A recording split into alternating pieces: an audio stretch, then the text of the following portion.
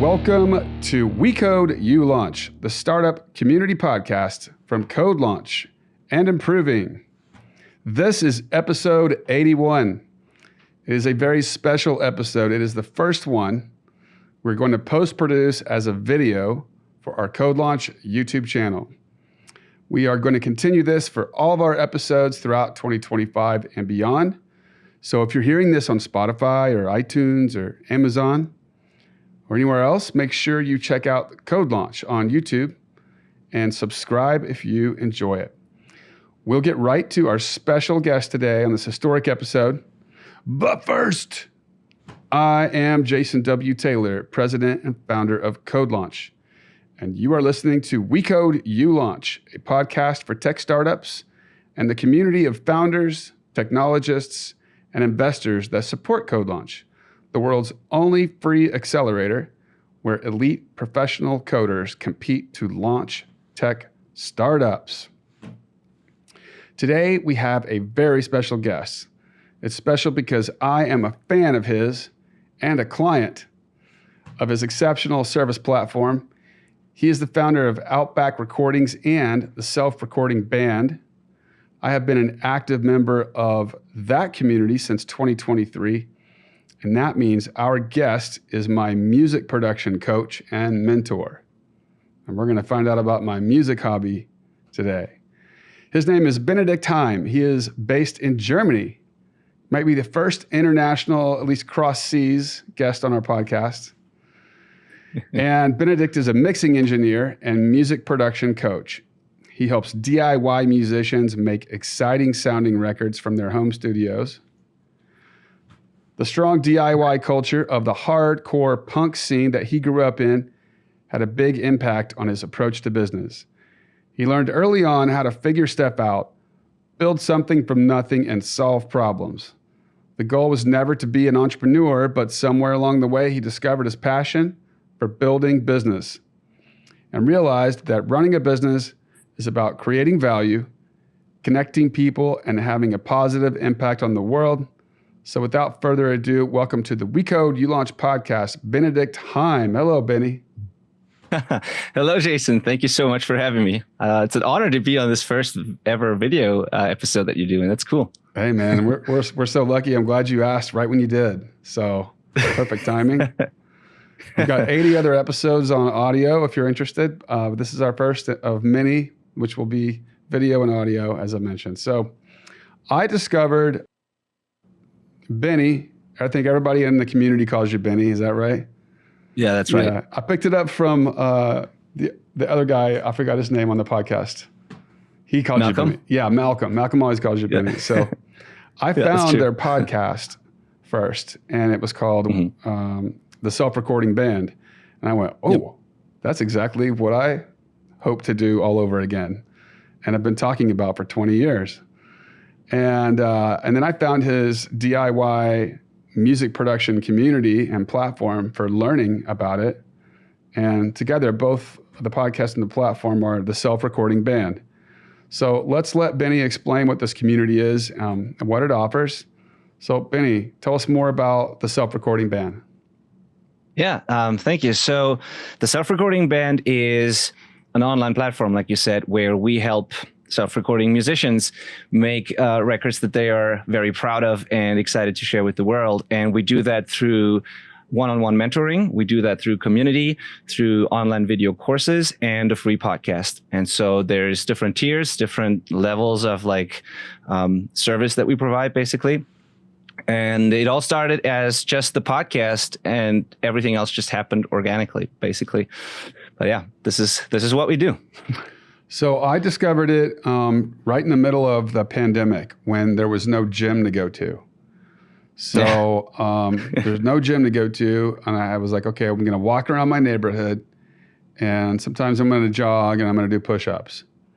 So it might have been like day 1 or 2. I was like, well, I have this Spotify. I know there's millions of podcasts in it. I hardly ever really consume podcasts at that point. And I don't know what happened. I just found yours.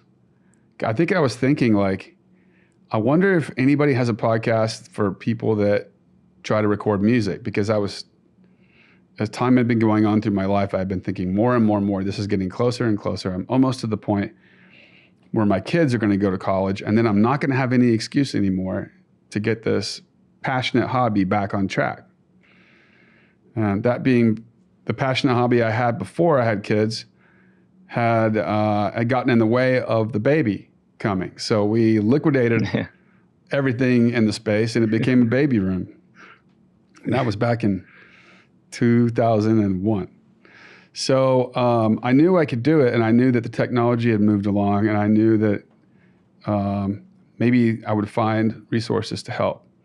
And man, was I so happy to find that podcast. And I started hitting, I think it must have been on episode around 60 at the time. Yeah. And so I started hitting like, more and more episodes. First I learned about, tracking software, DAW applications, and then a little bit about hardware. And boy, at first I was really into miking drums. And that's one of the hardest things that you'll ever do. Recording music is trying to record drums, right, Benny? Yeah, very true. Like it's up there on the mountain. It's up there high on the mountain. So I was really kind of like, I can do this. And I've learned all new ways to do everything. With all of Benny's platform at the Self-Recording Band's guidance, there's also interactivity with the other members that are like me. There's self-paced curriculum classes. There's actual one-on-one coaching and group coaching sessions. I have actually published one song.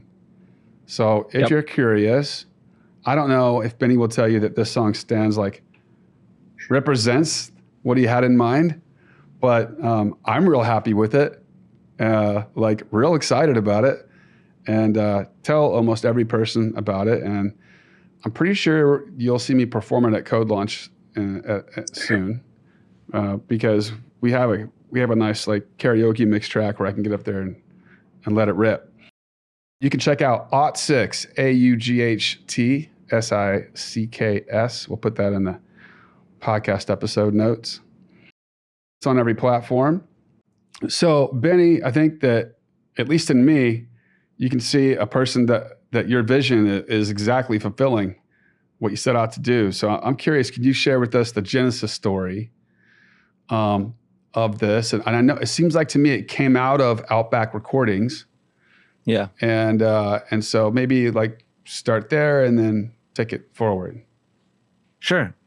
So Outback Recordings, like you said, is the other business that I have, which is my mixing studio. And this is what I've done all my life, my adult life. I've never had a day job. I just happened to become a mixing engineer. I was a musician first and then started the studio. And I remember, so I had another podcast actually that was also called the Outback Recordings podcast. So I always kept it very simple with the names. And the other podcast was me interviewing people from the music scene, labels, bands, promoters, other engineers, people that I knew from working together. And I interviewed them on my podcast and just had conversations with them. And that was partly a way to get me mixing clients for the studio, but then also just a way of networking and meeting cool people. And so that has worked really well to build my studio business. And then at some point I met Malcolm, which was my co-host for the past almost 6 years now. Crazy. And we met online in some kind of forum, and he was asking for advice, recording advice, and I helped him out a little bit. And then I had questions for him. And then at some point he said, you know what, you should do another podcast. And we should help people who record themselves. We should just all the things we've learned from working with artists in the mixing studio, all those insights and all the lessons we've learned. We should just, put that out there and help people who record themselves. And I was not really into that idea because I already had that other podcast. I was full with mixing work and I'm like, I don't have the bandwidth for this. But he kind of talked me into this. And I'm very glad he did. And then the second podcast did way better, even better than the first one. And we did that for a while. And then he said, or we together said, maybe let's do an online course, a video course, something where it's more or less passive once it's done. Turns out it's not passive at all to run like an education online business, even if you do courses. Like, it's just a lot of work still. And so, but we did that. We filmed our first course, put that out there, and then added another one. And then, then it turned from just the podcast into kind of a second business, at least a little bit of a side income with those video courses that we were selling. And then I got to a point where it was just too much. And in terms of like the workload I had and things I put on my plate and all the things I was juggling. And I reached out to a business coach, actually, to help me just figure out what I can do. Like, what do I need to cut? What should I focus on? How can I grow this? My wife was pregnant at the time, so I was like getting a little more serious about this. It was not just about me. And so I had to make it all work and also have time, all of that. And then this business coach, Brian Hood, he's kind of, I would say we've not friends, but like it's a little more than a coach at this point. I've been working for so long with him together, and we really, know each other well. And he's helped me a lot. And he said, you know what? I'm not going to help you with your studio business. That's about as big as you can get in the kind of niche that you're working in. So there's just a cap. There's only so much you can do. I'm not going to help you with the video courses either, because that's not the best business model for what you're trying to do, in his opinion. But what if you build a coaching platform and a community and you work one-on-one with people? And I was shocked, because I was like, that's the last thing I want to do right now. That sounds like even more work. And like, no. And then he explained the model to me and showed me a couple of examples. And then I trusted him and I went with it. And I've built this platform and everything that we do now. And I'm so grateful that we did it that way. And yeah, that's when we added the coaching. And now it's all of it, but in a much better, like done much better, and with a much better model behind it. And it's very, very fulfilling. So yes, what I'm doing now and what you've done in the program is pretty much what I always wanted to do. I just wanted to help people make great music that they are proud of. And I'm not the judge of like, if the music is good or not or whatever. It's important to me that the artists themselves are proud of what they've done and that they get excited when they share it with their friends and family or a bigger audience. And if that happens, I'm happy. And I can do that with my mixing work, but I can also do that with the coaching. And every single time it happens, I'm like, that's exactly what I always wanted to do. I just, without external help, I wouldn't have done it that way. And I'm very glad I had that help. You know, I had a business coach, Ashlyn, who's on our team and in the studio with me. She knows this business coach. We hired him at Code Authority in around 2013. And it started off with one-on-one coaching with me. And it was so great to have someone else to like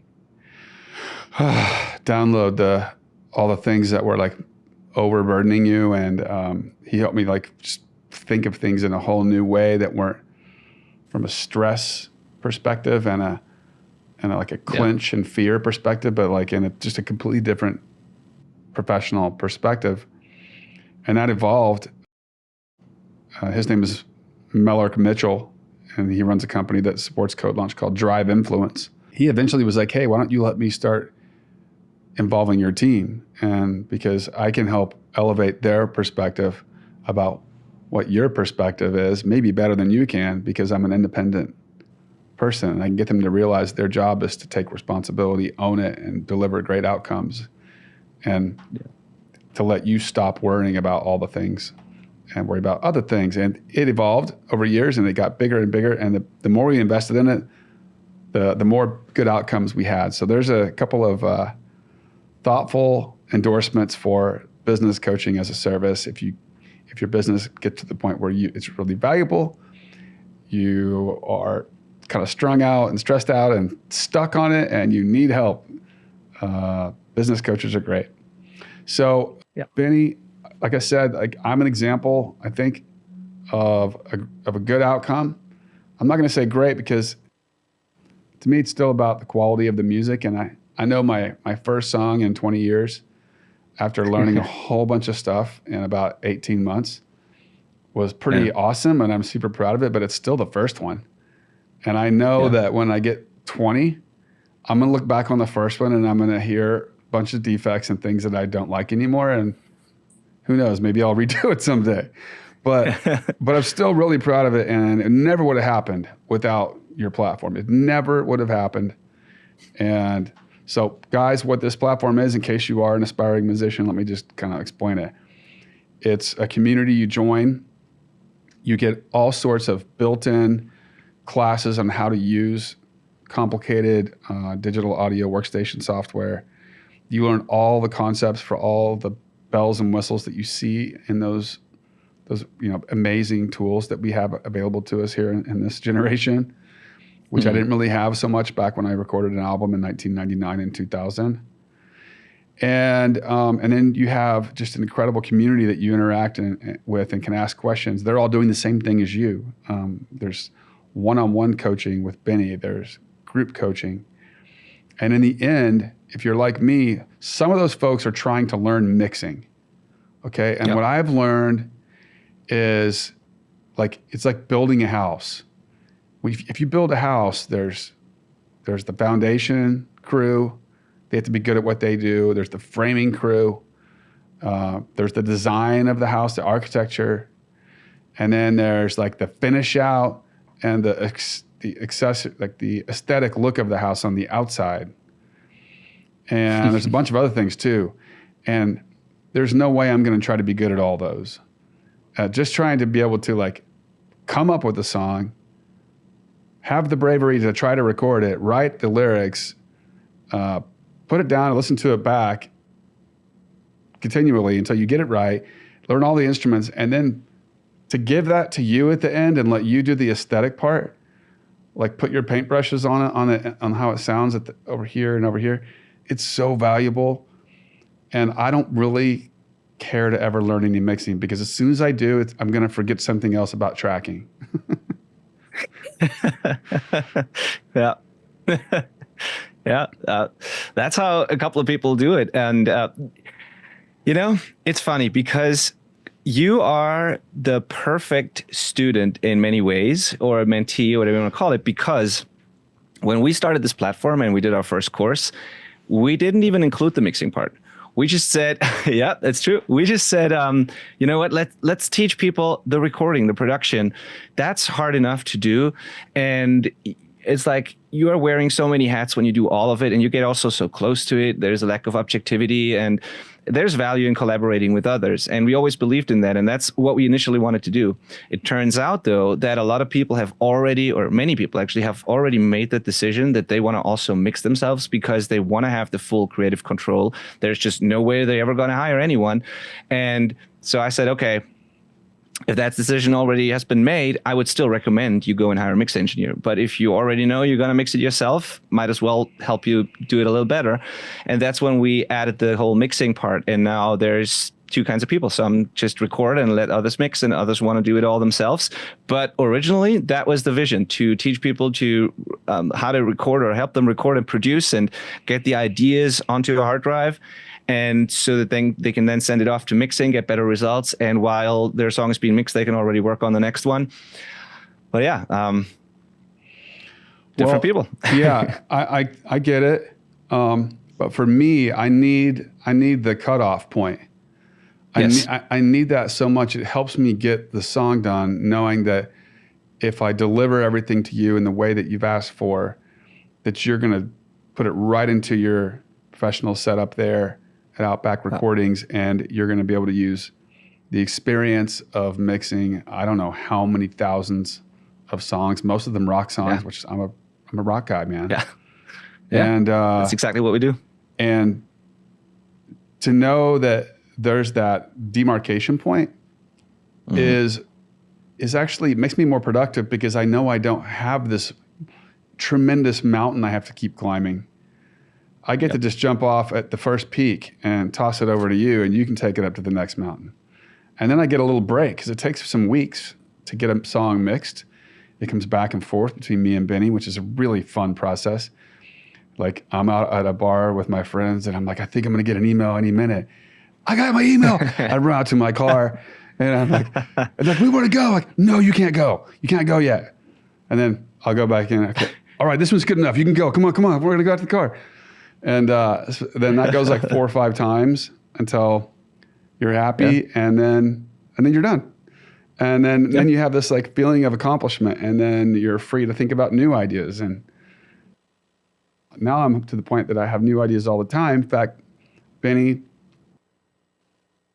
I'm seriously going to put some effort, some like creative exploration effort into creating some original production music for the CodeLaunch show.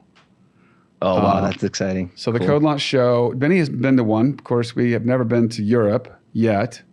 This morning, I was asked to take it to Bangalore, India, but we haven't been to Europe. And, we call it Venturetainment. So we make a entertaining evening at a rock venue that is about business, startups, but fun music. Sometimes we've had stand-up comedians. There's crowd engagement and dynamic crowd interactivity. That's a lot of fun. And we're rolling out new elements to that this year because we went on tour, I call it on tour. We did a show in a different city every quarter for 10 quarters, which is 2.5 years, less than 90 days apart, or a little bit around 90 days apart, including recruit the class of startup founders, put them through the curriculum. And I have a curriculum kind of like you do. And honestly, I modeled a lot of the things that we do from the way that you do it at the self-recording band. Wow. That's not a joke. Like, if you listen to one of our audio podcasts, there's been a few times where I had Cece, our creative engineer, listen to your podcast and see how they do this there? Let's incorporate that into what we do. And so it's been so much more valuable to me than because I kind of have the same thing, but at the end, there's not a song, there's a live pitch to an enthused, interactive audience, investors. There's a chance to raise money, and our startups are running on an average run rate. The ones that do raise, that have been finalists, it's somewhere above $600,000 in raise, which is about all you want to raise at this stage.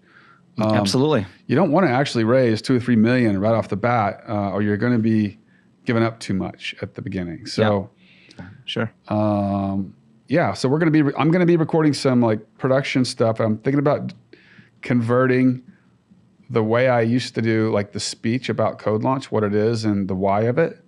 I'm thinking about changing it into a spoken word sort of first. With all problem. I don't really know how it's going to go. I'm going to have to get creative, but I'm going to make it where the crowd is like, I love that. What the heck am I at here? That's the way to do it. Well, that's exciting. And thank you so much for saying that. That's an honor to hear, and very, very cool. Yeah. So you might be mixing a very unusual track here in the May-June timeframe before our June 25th event in Toronto, Canada. All right. So Benny, very cool. You've been working at this now, I guess, 5 or 6 years. Yep. Right. But Outback recordings much longer. Yep. The community, kind of where it's at now, has it set out to meet the financial goals, the metrics, and the growth that you envisioned at the beginning? Or is it let's be honest with our founder community. Yep. Is it a continuous struggle, or is it something that still gives you the feeling that you want to keep doing this for years and growing it for years? And kind of where are you at? Yeah, it's a great question. I definitely want to keep doing it for years. It is definitely growing. It is still a struggle, though, but the problems just change. So it has exceeded what I had expected in the beginning, very quickly. So that was after I started working with that business coach and redid the model and everything. It did way better than I was expecting it to do. But then when things grow, especially if, I used to be a freelancer and I didn't consider myself like a business owner. I didn't have a team. I didn't know a lot of the things about running a business. I had to learn all of that. And when I kind of transitioned from being just a freelancer trading hours for money into actually running a small business, then it was exciting, but also new problems come up, and it is a different kind of struggle then. But I'm not complaining, because that's just growing pains, and that's part of it. But yeah, it's growing. Now we're at a point. it's interesting because so far the growth has been pretty steady, also pretty predictable. Now I'm at a point once again where I have to figure a few things out, change a couple of things, get new people on the team as well to be able to grow further and also to not be stressed out all the time. There's phases, I guess. Like it was pretty smooth sailing last year. Now it gets a little more stressful. I will figure it out and then it will be cool again. And I expect this to happen over and over again every time we kind of hit the next sort of step. So yeah, it is growing, but I don't know yet how far I can take this. I have big goals for this. I know there's still a lot of potential, but I also know I cannot do it on my own. So yeah. Well, I'm so glad to hear that because, yeah, I need you. I've got a long future in self-recording band syndicate. Yeah. So yeah, the group together, Benny calls them the syndicate, which I feel totally cool. I've never been a part of a syndicate. Yeah, it's true. Do you have any merch? Do you got like some cool... we should do that. I'm in the syndicate or something, like... Yeah. We need to do that. We only have these shirts that for our team that we wear at trade shows or whatever, or like conferences and stuff. But no, we don't have official merch yet, but we should definitely do it. To come up with something cool though. Ashlyn, let's send Benny some CodeLaunch merch. I would love that. With a self-addressed return envelope inside. So when he gets some merch, he can just stuff something in there and send it back to us. Yeah. No, we should absolutely do this. There's a couple of things that I want to do more in terms of like with the community things, because the community part turned out to be much more valuable than I initially thought. I initially thought that people would be more into the whole one-on-one thing, but actually the community has almost become the most important part of it. There have been collaborations between members. The group calls are always a lot of fun, and it's this. Like even when I go to audio conferences or the NAMM show in LA or a festival in Vancouver last year or anywhere across Europe, there's always people from our community who like walk up to us and then we have a little get together in the meetup. And it's like, it's grown into something that I didn't really expect. That's just the value of community. I kind of underestimated that a little bit. And so I want to do more to grow that aspect of it for sure. Improving is a software development and consulting services firm founded in 2006, with locations across the United States, Canada, and Mexico. Improving is deeply committed to establishing trust with clients, partners, communities, and more. Improving offers modern digital consulting services like software development and engineering, IT consulting services, and agile training and certifications. Whether you need software solutions, technology consulting, or training, Improving is dedicated to supporting your business every step of the way. Feel free to explore our offerings at improving.com. Most importantly, since 2019, Improving has been our partner here at CodeLaunch and is helping us scale our traveling event and community across North America. Well, I think I could speak for most of us. We'd be proud to wear the brands because we really enjoy it. It's so much fun. Yeah. It does take time, though. Boy, does it take time to. Now, for me, because I still struggle with the DAW a little bit here and there, and I catch myself avoiding doing things because I'm not really sure how to do it, and I don't want to have to search for one more, like how to do the more granular you get, right? Like it's so much faster to ask you than it is to like search and then watch a video, get through it, and realize they never answered your question. Damn you, Google! And then so. And also you have limited time, like there are some people who are, full-time or part-time musicians or just have a 9 to 5 or a lot of hours, outside of work, but you have a pretty busy life, a busy schedule, and only so much time to work on music. So, like when I sit down, sometimes I'll okay, I've got 2 hours and 45 minutes. I got a hard cut at 9:45 because if I don't go down and watch Netflix, I'm going to get in trouble. So I'll be like, okay, do I want to tackle this problem? No, I'll leave that one. Let me tackle these 5 or 10 easy ones. And that works for a while, but at some point you need the time with a clear mind like when you're creating something that's artistic, you got to have like a good kind of like, you got to be in a good mindset. You can't just be like kind of super stressed out about the stock market yesterday or you know, your sister, brother annoying you or family stuff. And so sometimes those moments don't line up with the window that you have set. Yeah. And I've learned all these new things I didn't really ever perceive that I would experience like that, like the creative mindset. And you also got to be brave, because once you get something kind of done, you're like, man, I got to put this out there. And then like, I'm going to hear people's thoughts about it. And you just got to chuck it. Yeah, absolutely. The fear of, you know, hitting the publish button. And like, we all have like kind of a fear of rejection or a fear of, you know, people criticizing our work or whatever.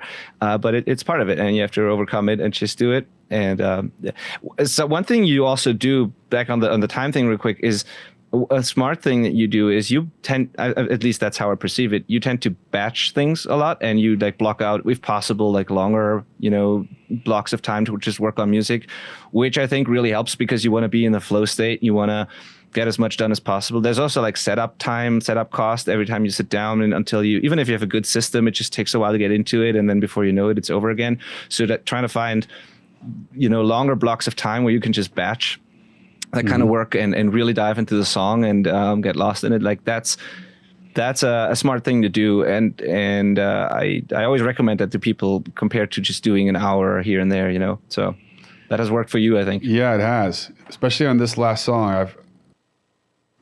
I had one 13.5-hour session on a Saturday, and I actually had it set in my calendar, and I planned out my Friday so it wouldn't ruin my Saturday. Yeah. Because I will ruin my Saturday on a Friday. I'll just tell you that right now. I'm that guy. And I had done that a few times, and then realized, okay, I am going to have to not do that to myself if I'm serious about this Saturday. So like the first time I did it, the Friday night was very tame.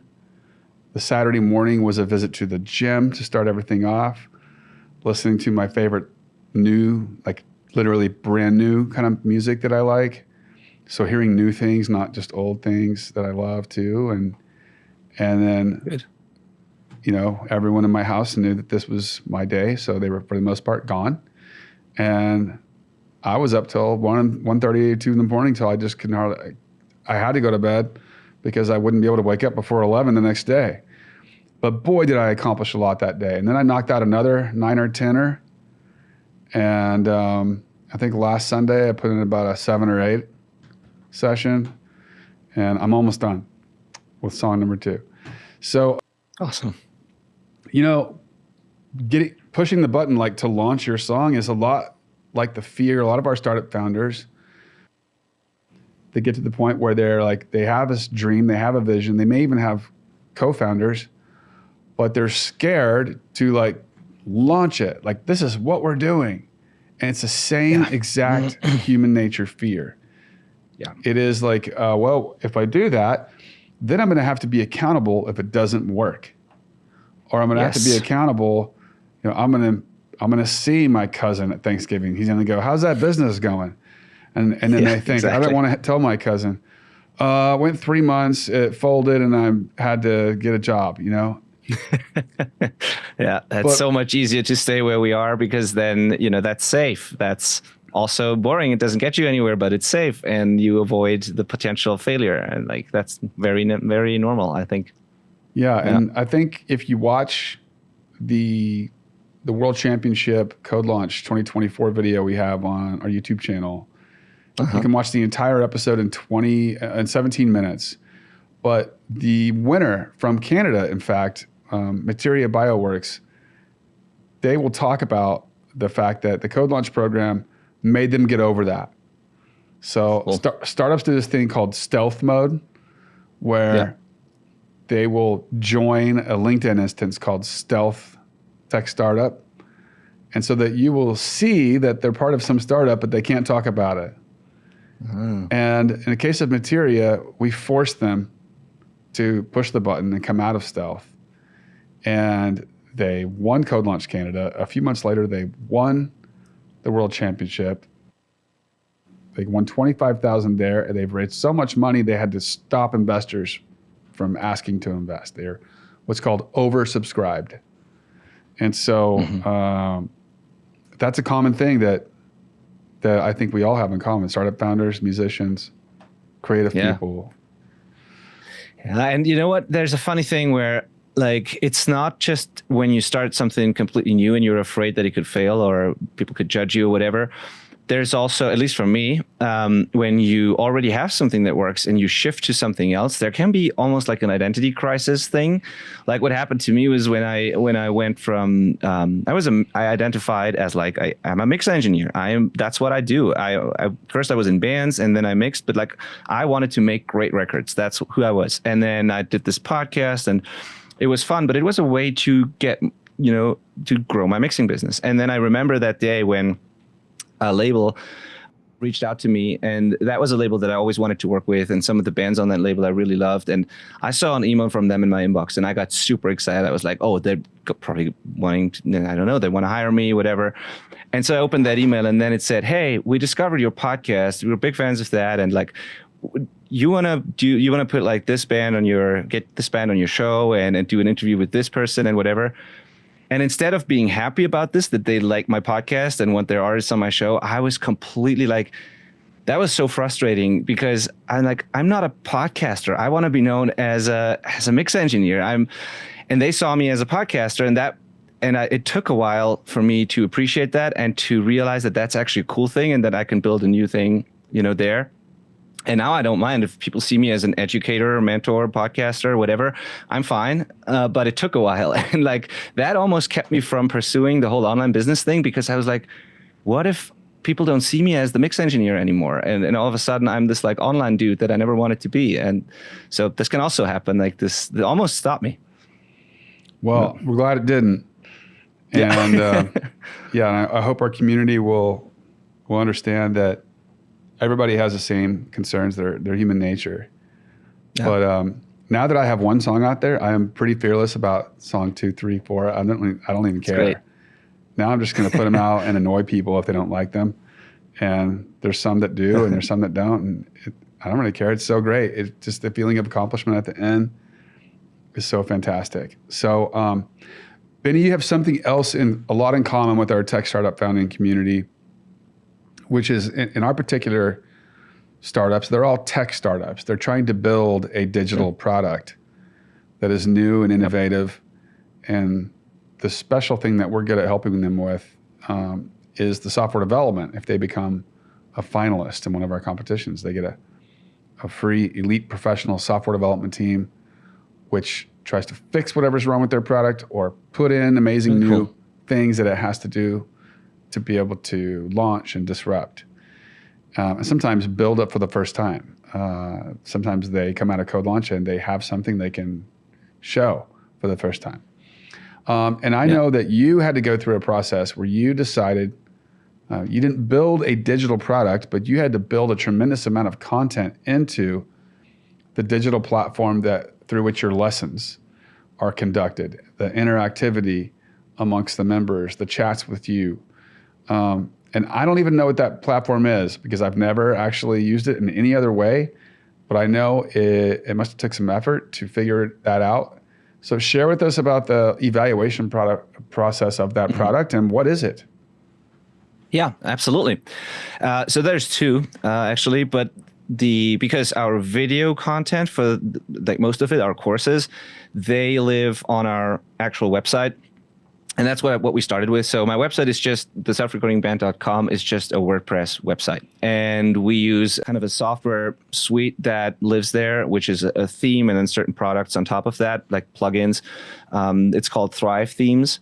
And it's a theme builder. It's a bunch of custom stuff. It's a membership plugin. It is a course platform. It all lives on the WordPress website. And that's what we used when we started to build the first courses. And that was relatively simple. I mean, you had to learn a little bit, but they make it really user-friendly. And this is great for hosting courses, giving people access to it automatically. You can connect it to like a shopping cart and that kind of thing. So that was relatively easy to do. But then when we started to the mentoring, I needed a community part of it, and I needed better, like a way of like a project management tool, basically, because everyone in our program has their own, what we call a roadmap, like their own login, where you have your songs and your assignments, tasks, whatever we agreed to do together. And so we had to have kind of I was looking for a productivity tool that also had like a community or chat sort of integration. And so I tried a bunch of things, and there's no really great solution out there, in my opinion, for what I exactly wanted to do. So it's a bit of a hybrid. So we left the courses on the website, and then we used this other tool called Plutio, the Plutio,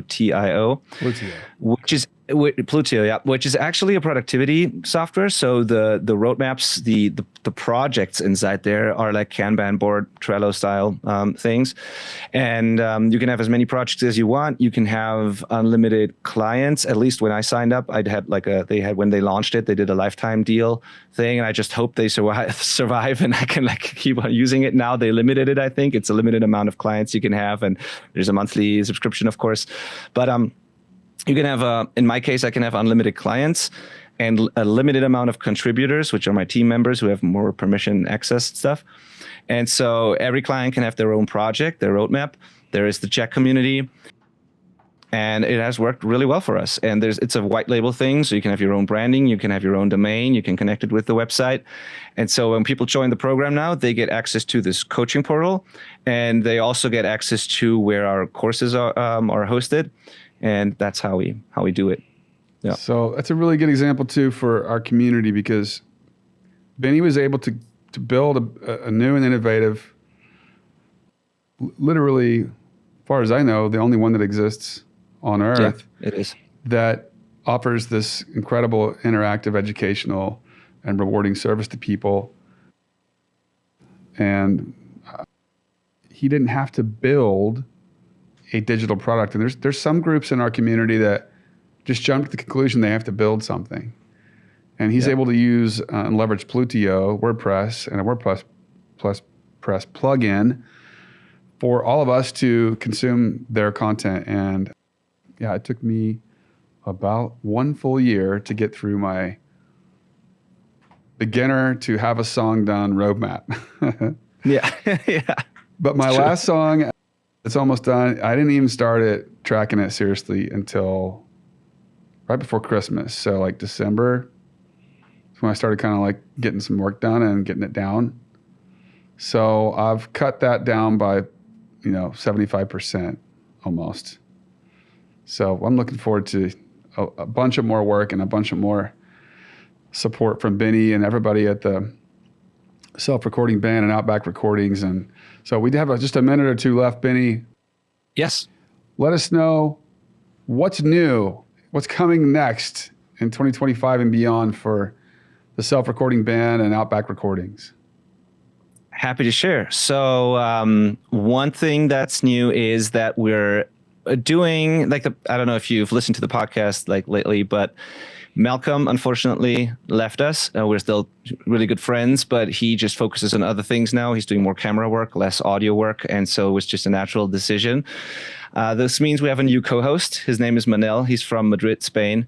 He is actually a syndicate member, and he joined my coaching program 2024, somewhere about 1.5 years ago.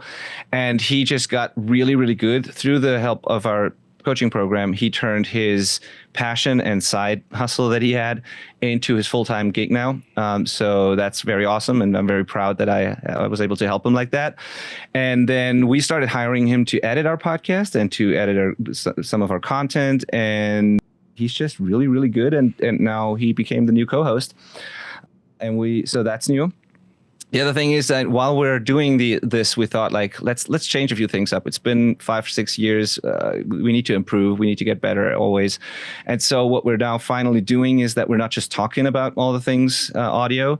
We're actually showing all of this on the episodes with audio examples, which is harder to do than you think on a podcast because some of the platforms are just mono and there's like different kind of audio problems. But we figured out a way, and now we talk about the things, but we also have audio examples and actually show what it sounds like on the podcast. So that's new. It sounds obvious for an audio podcast, but like it's really not. And the other podcasts out there almost always are just interview episodes and talking. We changed that now. So that, and then the other thing is our community. It was the way it was before was you could buy courses without coaching, or you could get into the syndicate and get one-on-one mentoring. Now what we're doing at the moment is we're offering a new tier, a new membership tier, where when you purchase any of our standalone video courses on just a certain subject, like mixing or recording or editing, whatever, you also get 90 days access to the syndicate, but only the group part of it. So you can join the group calls, you can ask questions in the community, you can interact with members, you can pre-submit question for the group calls, and we help you for the first 90 days to get the most out of the course that you just bought. So there's a little bit of support, there's a little bit of accountability so that people actually implement what they learn in the courses. And then after those 90 days, you can either stay in that community on a like monthly retainer basis, or you can upgrade to one-on-one mentoring if that's what you want. Then you get full access to me and all your questions answered and all the stuff we did together. But that's new, so more people have access to the community now, which I think benefits the community, and it helps more people make the most out of the courses they just bought. So yeah, those are the updates at the Self-Recording Band. And for the studio, it's basically just mixing more exciting music. One like little project I can mention is I'm just at the moment mixing a 80s glam rock hair metal kind of thing for a band from India, of all places. Nice. But they are really, really good. I've mixed a single for them a couple years ago. I think it's the one of the most successful ones that I've ever mixed. It has like hundreds of thousands of views on YouTube and like I think a couple millions overall. But they came back just for a new record, and I love this band. So this just happens at the studio, and it's just mixing a lot of songs. Yeah. All right, man. Well, we're glad to have you to support us, amateur musicians, DIY musicians, and I'm looking forward to sending you some new songs in 2025 and beyond. So we'll wrap it there. Thanks to my CodeLaunch team, CC, Ashlyn, and Eve, everyone at Improving, and our special guest, Benedikt Hain, with the Self-Recording Band and Outback Recordings. If you enjoyed the content of this podcast episode, please subscribe wherever you listen or watch. Founders, hit our website to find out when our next competition or event is, and follow CodeLaunch on social media. Dive into our news page to find out more about our 2025 schedule. And remember, CodeLaunch community, keep your feet on the ground, but keep reaching for the startups.